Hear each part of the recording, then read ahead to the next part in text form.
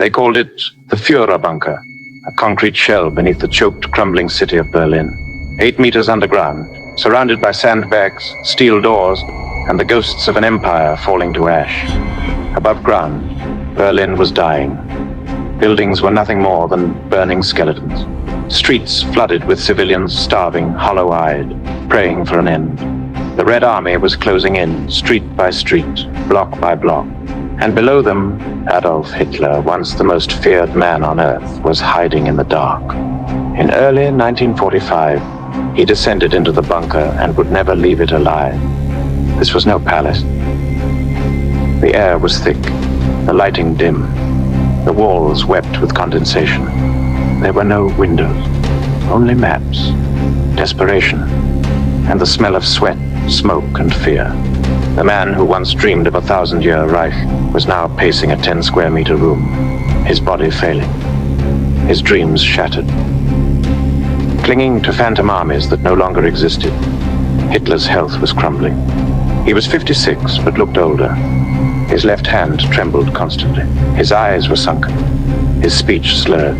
Some believe he suffered from Parkinson's. Others say it was syphilis. But perhaps it was something simpler, the weight of a dying world crushing him from within. He refused to leave Berlin. He claimed he would die in the capital, like the emperors of old. But this wasn't ancient Rome. This was a bunker buried beneath rubble and ruin. His generals begged him to escape, to relocate, to fight another day. But Hitler wouldn't listen. He issued orders to imaginary divisions. He condemned commanders for cowardice, while he cowered below ground. And still the shells fell. Day and night, the bunker shook. Each blast closer, louder, more real. Above him, the world was collapsing.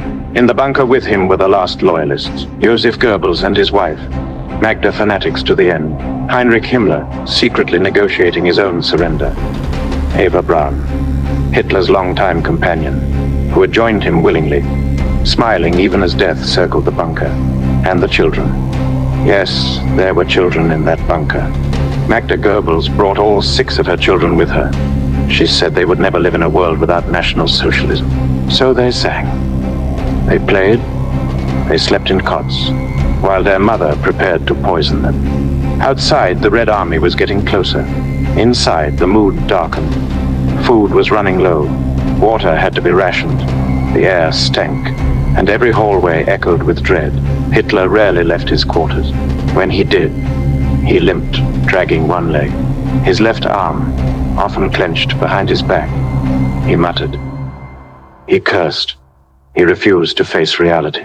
Berlin was encircled. German troops were either dead, surrendering, or pretending to take orders from a man already buried in denial. April 20th. Hitler's birthday. His last. Generals came to pay their respects. The bunker was filled with nervous smiles and forced salutes. The mood? Hollow. They knew the war was lost, but no one dared say it aloud. Hitler emerged, pale and trembling, to accept their loyalty. But it was an illusion.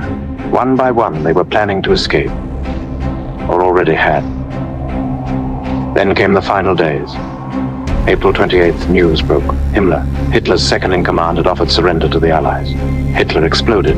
Betrayal? Treason. Madness. He ordered Himmler's arrest. It was meaningless. By then, it was too late. The next day, Hitler did something strange. He married Eva Braun.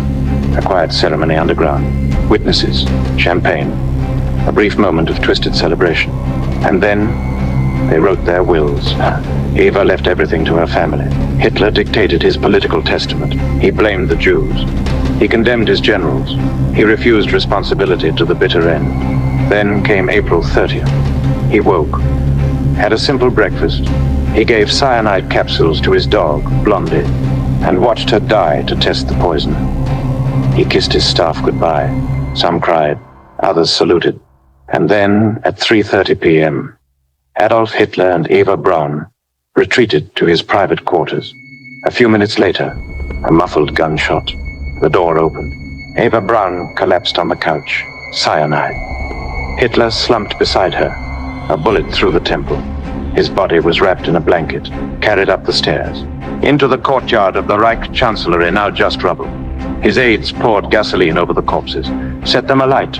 This was his final order. He feared capture, humiliation. He wanted to disappear in fire. But history would never forget. Inside the bunker, silence settled. Goebbels took control for a day. On May 1st, he and Magda poisoned their children as they slept. Then, they walked into the garden, took cyanide, and pulled the trigger. The next morning, May 2nd, Soviet troops stormed the bunker. What they found was not an empire, but a grave. Scattered papers, broken radios, half-eaten food, and silence. The Reich was gone. And what was left? Germany lay in ruins. Cities flattened, millions dead. The Holocaust exposed, camps liberated. A nation broken by ideology and blind obedience. Hitler's dream of a 1,000-year empire had lasted just 12. His fall was not noble, not grand, but pitiful. Isolated, ashes in a hole. The man who once demanded parades, who addressed crowds of thousands, died beneath the earth alone. That is the reality of power twisted into madness. And what do we take from it? That tyranny ends not with triumph, but with children poisoned in silence, with generals fleeing like rats, with the roar of war reduced to a whisper in a bunker.